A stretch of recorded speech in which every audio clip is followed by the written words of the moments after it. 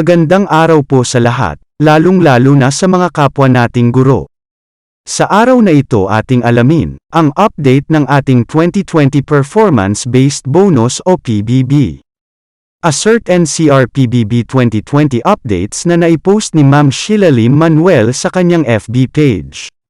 As of January 14, 2022, kaugnay ng Fiscal Year 2020 Performance-Based Bonus o PBB, ang DepEd o SEC, ay karapat-dapat para sa pagkakaloob ng performance-based bonus.